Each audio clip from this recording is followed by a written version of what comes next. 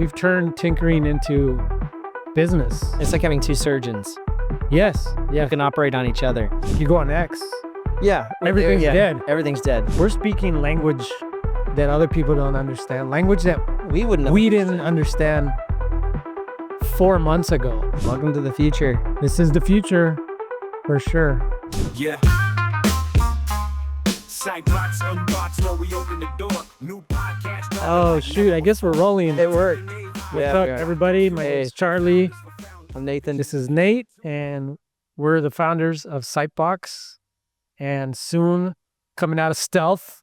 We might have actually announced it a few episodes ago, Probably. but we're coming out of stealth on our new venture very soon. Yes. And we're stoked about it. This is season 3, episode 9, I think Zach said. And dude, since we last recorded an episode, we say it every time. Stuff changes every week, you know, Daily. Yep. But man, is open source just like taking off or what? Like it's a month ago, 5-6 weeks ago, whatever. Mm-hmm. We're talking about OpenClaw and tinkering, right? Yep. And we've turned tinkering into business. Into a business. So Yes. things are wild. Things are not, and if you're not on this train, you're not cooked, by the way. No. Design is not dead. No. Coding is not dead. No. Marketing is not dead. No. RIP, fill in the blank. Nothing's RIP, nothing's dead. No. But that's, if you go on X, Yeah. everything's dead. Everything's dead. Everything's Dude, dead.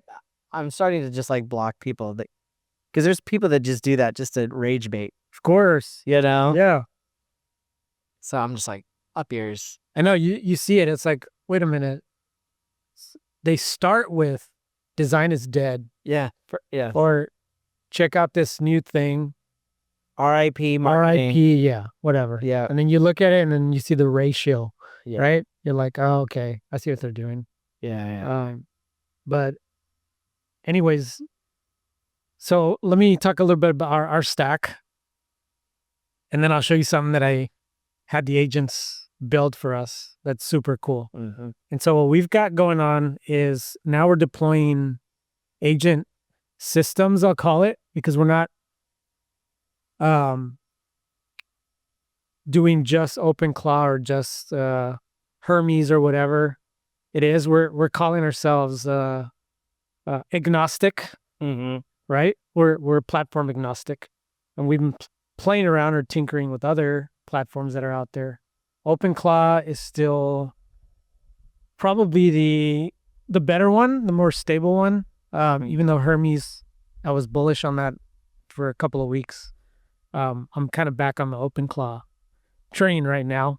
But we've got both of them running here at Sightbox, and we have them running on the same Mac Mini, all using open source models. Yeah. I am running them cloud because the Mac that we have it's a little too slow for running them locally. But for $20 on an Olama subscription, you can essentially run it cloud-based with basically almost unlimited tokens. Mm-hmm. I mean, it's crazy what you can do. And so what we've got is the two systems running side by side. And then we've got the two chief agents or the orchestrators now working with each other. I've got them on a Discord channel called Boardroom, Mm-hmm. where they can communicate with each other autonomously. And so I jump in there from time to time and I just say, hey, like, what are you guys working on? Mm-hmm. Or if there's anything that requires a longer project cycle, they can check in with each other to see how it's going. And what they do is they'll assign tasks, whether it's a coding task or a research task, to the sub-agents. They'll go off and do the work, and then they'll come back and then they'll compare the work, or they'll check in on each other for the work. And then also I've had issues, especially early on, where the OpenClaw system would bug out, and then I'm stuck trying to troubleshoot, Right. or I'm stuck. Sorry, I'm getting text here. Of course, the second we hit record, I'm opening a chat GPT window saying, hey, look at my terminal. Yeah. This thing's bugging out. What's going on? And then chat GPT just kind of has to guess. Try this, try that. Right. Doesn't really know. And that was really where I spent a lot of the time early on, is trying to troubleshoot a lot of issues. Well, now that these two systems are somewhat stable, I can have one oversee the other one. Which is crazy, which is such a, I mean, it's like, I don't know, man, that you need to write a paper on that, because that just seems like that's such a great way to solve that problem. Because you're always going to run into issues with stuff breaking down or weird stuff happening, and you're like, how do I fix this? And what would be the most rational thing?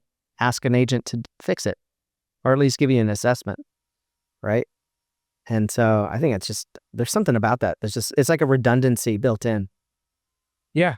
So now we have Boxton, who's our chief agent, OpenClaw agent, and then we have sub agents, and then we have Pee-wee Hermes on running Hermes with its own set of sub agents. And now I'll just, if one of them bugs out, I'll just tell one or the other, hey, can you check the logs? And that's the first thing they do. Go check the logs. A gateway crashed or something happened overnight. Figure out what it is and then fix it. You don't even need to tell me what happened. I don't even care. Yeah.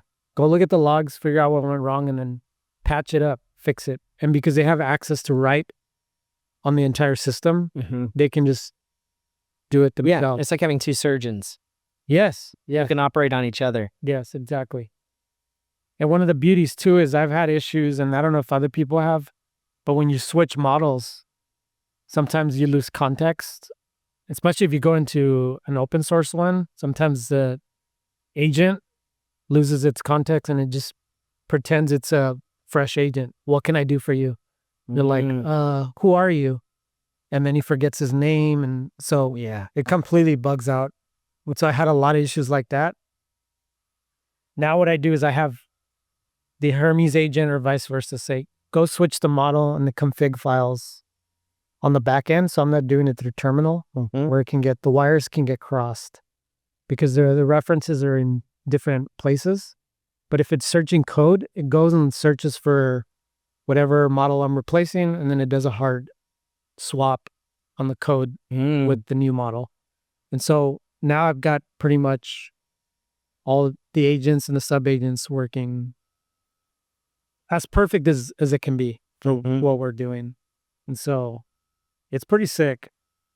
And so what I had the agents do is build me a mission control, which is what kind of the first thing most people do once they get kind of OpenClaw or Hermes set up is set up a mission control, and everybody has their own version and way to do it. But ours is multi-system. I'll call it an OS, calling it a agent OS. And so I wanted the mission control to show me both, and then to show both systems as kind of a big cohesive OS. And so it actually went in and did it. And then it coded it itself. And so it went and deployed the agents to code it. And again, I didn't use Codex or Claude Code. So I had zero token burn. It went and did it on its own using Kimi K26 and Quen Coder. Let me share my screen here. I'll show you what this looks like.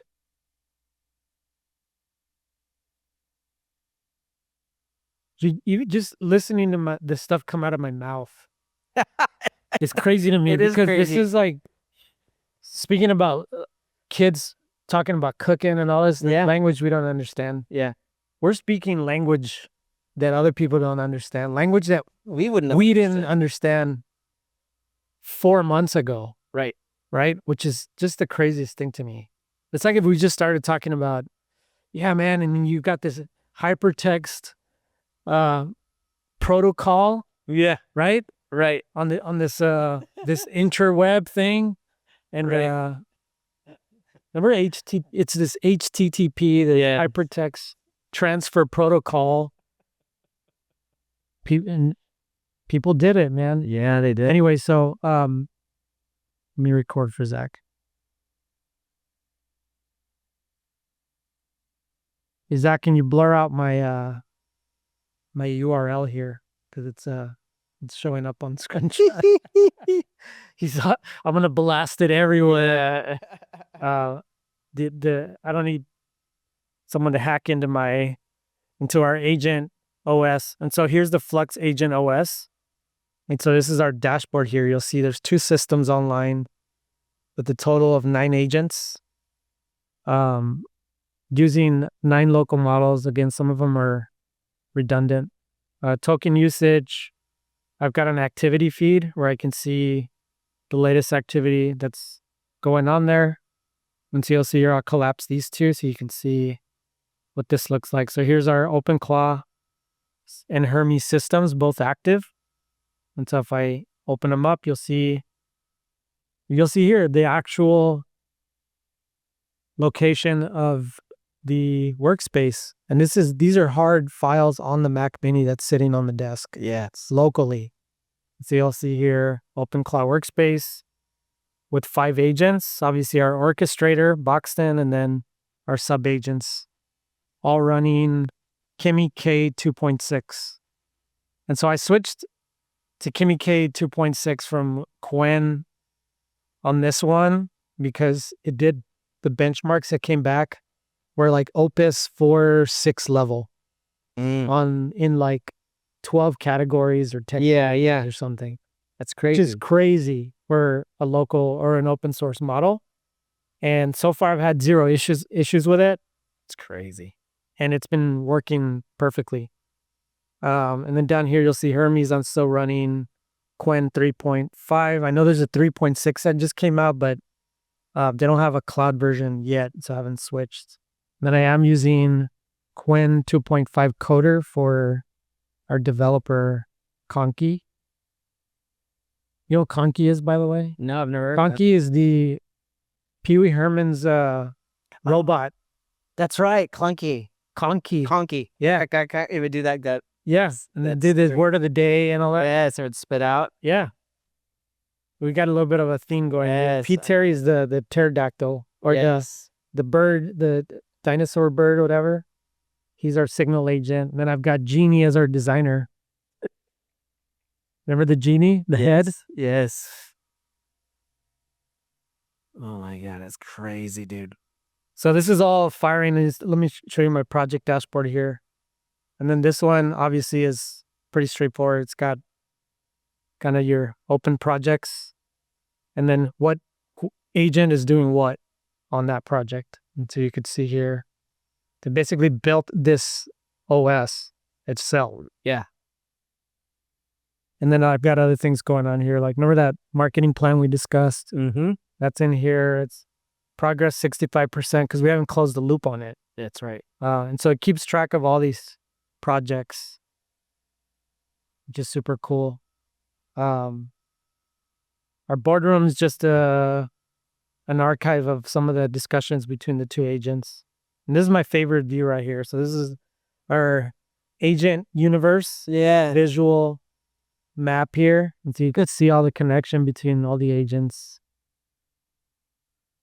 So here's Pee Wee. It's your control plane, bro. Control plane, that's it. I mean, how cool is this?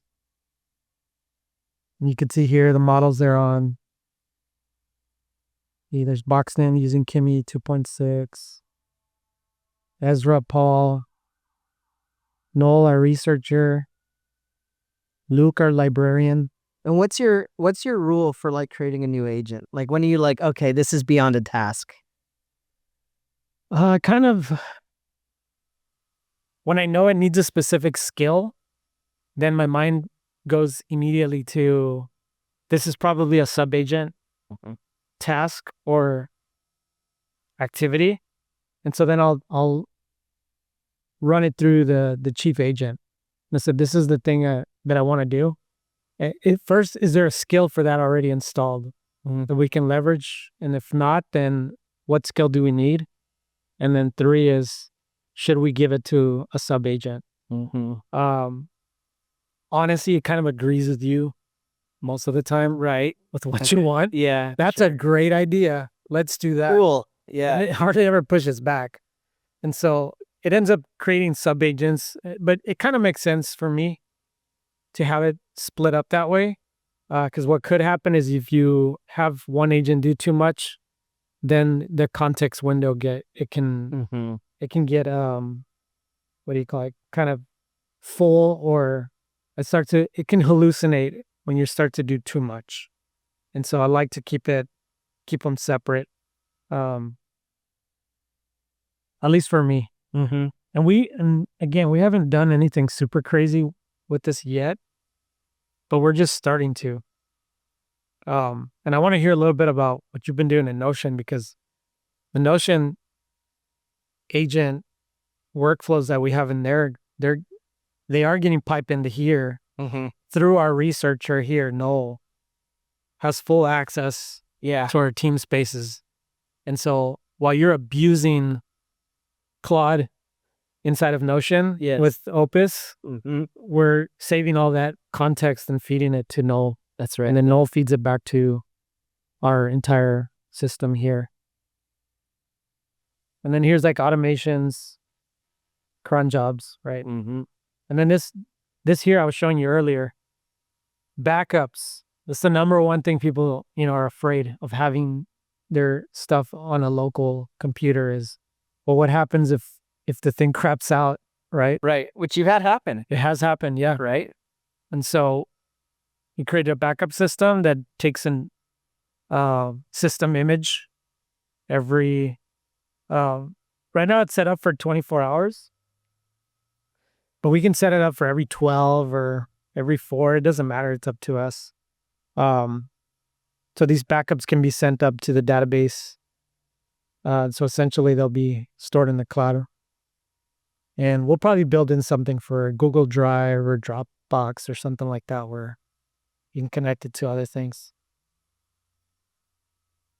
And then this one I'm still working on, but I do want a skills section so I know what skills are already installed versus me having to constantly ask. So there's our Flux Agent OS.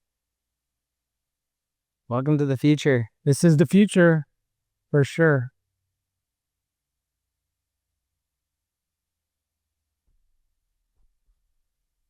So what kind of stuff have you been cooking up in Notion? So I've been sort of using Notion sort of as like a little bit like a mini OS that's of its own. So Notion has their Notion AI, which is sort of a built-in chatbot. And it has there's agents you can create that are essentially the same thing as like a custom GPT. And you can set it on schedules to do things. But those cost money. Or they will starting next month. But what I've done is just created instructions and just as pages. And so I essentially can have the in-house AI sort of do these different tasks independent. Like it doesn't need to be a special agent. It just reads the instructions. And so that's really what I've been working on in terms of sort of adding some functionality to Notion. But really what it is creating a library of stuff. So I have it do a thing called a daily pulse. And so I have it go out and read different articles based on certain criteria. And it reads the articles and it compares that news to the previous articles it's read.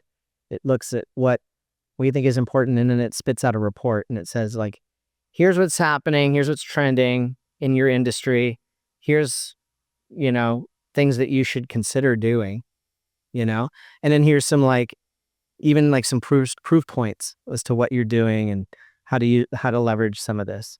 And so it gives me something like every day to work on, and be like, and you can just say, okay, that's a great idea. How about let's focus on this and build that into the rest of all of our documents. And so it goes, okay, great, I'll do that. And 20 minutes later, it's all done. And so it's been fascinating because I've got it sort of also learning as it goes. So it'll, once it runs a report, I'll say, hey, what did you learn? What would you like to improve for the next run? It'll be like, oh, there's like 3 things I'd like to do better. And I'll be like, okay, well, write that into the instructions so that you do it next time. And so it just sort of does this automatically. So I've got a cool little system going, but it definitely is sort of like more or less building a library of information so that when we do deploy these agents, it has all the information necessary to make the decisions that it has to make. And so, so that's kind of what we've been working on, man. I love the fact that we have sort of different domains a little bit, because it's sort of we're covering a lot more ground that way. Yeah. And they're totally compatible, because like my little agents that I do are just tiny little things, and they can just basically search the web for stuff. They're not really creating documents. They're not really doing anything major. They're certainly not writing applications or dashboards, but what I think what is going to be helpful is sort of having them have like the context of what's going on. And and this is something we're finding too, is like the world of LLMs and these models and stuff like that. Like there is going to be sort of a point where having specific data is going to be a differentiator, right? And so not just customized data from your company, but like stuff that gives you an edge. And so I think there's going to be a huge market for that kind of stuff coming up. Yeah, I agree. Talk a little bit about the 80/20. Yeah, So it's gonna be something that as this stuff starts to develop more and more, right? People are gonna, I think, be looking for that 20%. That's right. Right? Yeah. It's sort of like the 80/20 principle is sort of this thing that sort of keeps popping up. People talk about it almost like this. It's sort of a golden ratio of things, and things sort of revolve around that ratio really well. And what we've found, and what's interesting is I think I sent you that article just the other day.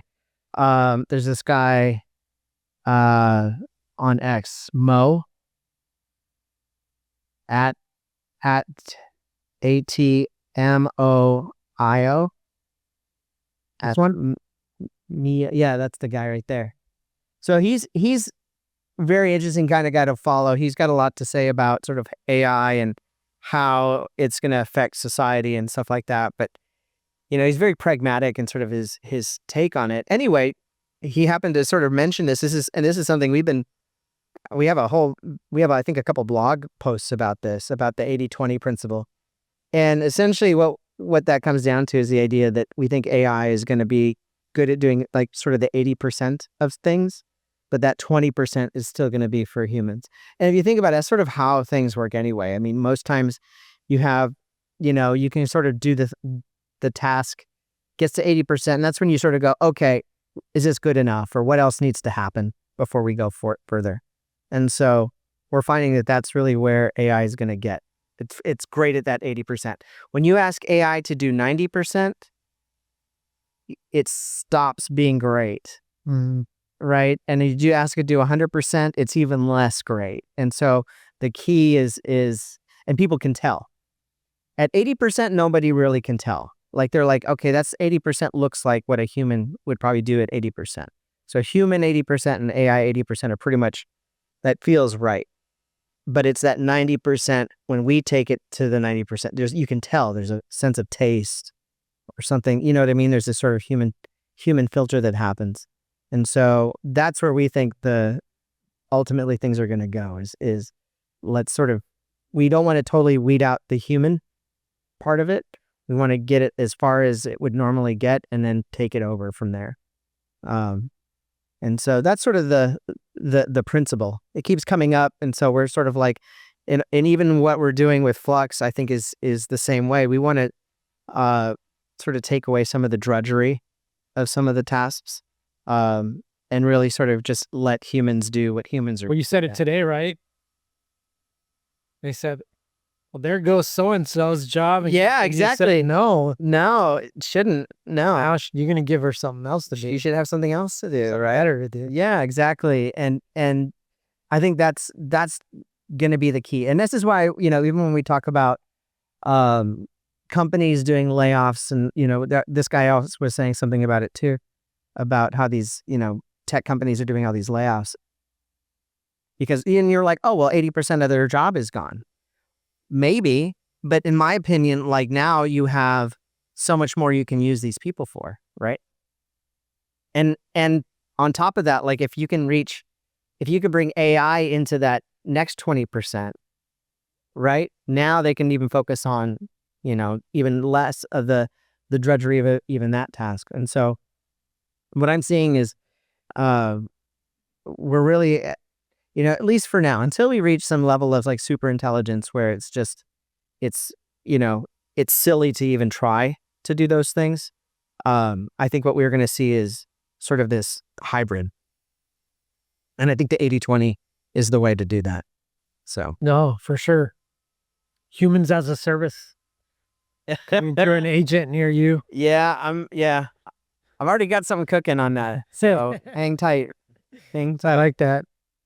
Yeah, heck yeah. So Sick. anyway, Yeah, it's crazy, man. It is crazy out there.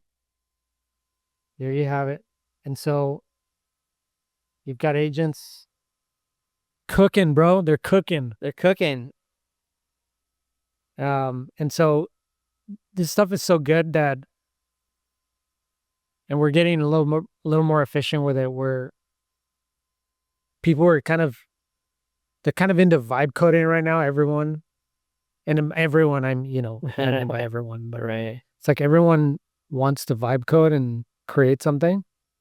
But really, when I look at it, I'm like, man, what can we solve here? What tools can we create to make our life better?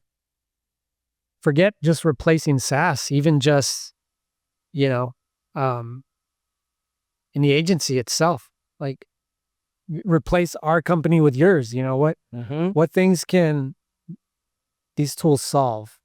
And now these agents could build whatever the thing is for you. I know. Dude, I was doing a Completely. task manager while eating breakfast this morning. That's what I mean. Like just vibing People with it. here, let me say it this way. You don't need to vibe code to get into the SaaS business. Mm-mm. And I think that's where people's minds immediately go, Mm-hmm. right? Including our own. Sure. We're guilty of it. Man, this is so sick. Mm-hmm. Man, Launch it. yeah, launch it. Sell it to all the agencies, right? Mm. Everyone's going to want this. But I think the mentality needs to be, man, I need this for me. Yeah. Perfect it. And that's a win in itself. And if it naturally gets out, then that's a whole different story. That's like Basecamp, right? Yes. 20 years ago. Yeah. The organic thing happened. They built it for themselves, and then people started asking about it. And so they said, well, we might as well put it out there and see if anybody buys it. Mm-hmm. And it blew up. Same thing with Slack. Yeah. Right? They built it for themselves. Mm-hmm. And look at it now. Mm-hmm. I think if you approach it that way, I think you have a better shot of it becoming something. But I think if your mentality is, I'm going to build this to sell it, you're going to get about 80% of the way there. Yeah, or you're going to immediately fall into what all the other software companies have, and that's bloat. Yeah. Right? If you solve it for everybody, you solve it for nobody. Yeah. And so, and then you end up with a product that's, slow to update, or, you know what I mean? It just doesn't have a soul anymore. It's just sold out. So I think. Yeah, it feels a little bit like when the App Store came out and everyone built a calculator. Dude, yes. Or a task, a to-do list app. Yes. Like 100, Yes. 1,000 of them. Yes. For 99 cents or whatever it was, right? Because everyone had an idea. Yeah. Right? And everyone wanted to make $1 million. Right. Selling apps. And only less than 1% of the people succeeded in that. And so, Yeah, because they weren't building it for themselves. no, They were just trying to get mass adoption. Yes. You know? Yeah. And there's always that. and there's nothing wrong with that. What I'm saying is, Yeah. for most people, and I'll even give us a pass. We're an agency, so we've had the idea of, you know, a labs or an incubator or Mm-hmm. you know, an outlet that we've wanted to produce things like that and put them out there. Now we have the tools to actually do it, but we do the other 20%, the marketing, the branding, the stuff that kind of matters. And most people don't have that. They think this thing's just going to build it and then put a for sale sign on it, you know, and then everyone's going to start downloading it. And I don't know what the success rate is for vibe coded app. It's probably 0.00001 or something. Like, Yeah. I don't think of a vibe coded app has succeeded. Not that it won't, but there's a different game that needs to be played, Yeah. you know. But build it for yourself, perfect it. Yep. Let other people use it, Yeah. and then you never know. Right? And you never know. Mm-hmm. That's my soapbox I like that. for today. It's a good one. You got anything else? Is the world still falling apart? Are we still in a little war? bit. Yeah, no, we're still hanging in there. Okay. There was the The time travel theory? no. There's the press event the other night. The That's what I'm talking about. Oh, it's time travel now? Yeah. Oh, I don't want to have a conspiracy corner. Maybe we should. maybe. That's the I'll send Zach the tweet to overlay. Oh, was it that No, guy? yes. The thing? Yes, I saw that. Did you see that? Yeah, I don't know what to think about that. It's just weird. It's just weird, right? Yeah. It is really weird. I don't know, man. I think, yeah, I don't know. You know, what's crazy is we were watching it, my mom and I and my dad, we were all like, we had it on Yeah. in the background while we were just sitting there chit-chatting. And my mom was like, what's going on over there? Like we had it muted, right? Yeah. And she's like, she was really the only one watching it. Yeah. And we're like, what do you mean? What do you mean? And she's like, I just saw like people jump on a table. I'm like, what? So we rewind it, you know, I'm like, the heck's going on? Sure enough, like, I'm like, are you kidding? Yeah. Really? It's just Weird. I just want to hear some jokes, bro. I just want to hear some jokes. Some roasting. I just want to hear some roasting. Yeah. Didn't even get to the roast. No. Instead, it was Wolf Blitzer talking like on a cell phone in the lobby, going, "Yeah, I almost got shot." You know, like what the heck is this? Oh man. Just wanted There's a glitch. I was telling the team yesterday, the team call. Uh-huh. I go, guys, all I can say is there's a glitch in the matrix. We need to do a hard, like, you know, one of those resets. Dude, whatever. Like, The Agent Smith needs to come in and like clean Yeah. up yeah, he's Right? cleaning up the bugs. the bugs. Get them out of here. Like something's off. Someone was way off. Like, it doesn't make sense. And none of it. Theo. I mean, think right. Yeah, no, none of it makes sense. He's dodging death. Yeah. Doesn't make sense. It's just weird, right? It is. It's really Everything weird. is weird. It's really weird. Yeah. And they agreed. They're like, Huh. everything is kind of weird. Yeah. I even said, if they said that aliens came and they interacted with them, I wouldn't even be shocked. No. I'd be like, okay, well, I guess we're talking aliens Kind of now. figured. Yeah. Yeah, it's Yeah. about time, right? Yeah. Wouldn't even shock me. No. That's how weird things are right Yeah. now. Anyways, What a time. we'll do a deeper conspiracy corner. A whole next episode, week. maybe. Ooh, episode 10. Zach will close it with tinfoil hat, Yes. AI conspiracies AI and the whole. conspiracies, and all of it. Yeah. Sounds good. I'm all Yeah. about it. Yeah. All right, see you guys. Sightbox, unbox, know we open the door. New podcast dropping like never before. Tapping AI, here we got the cure. Founders for founders, the vision is pure.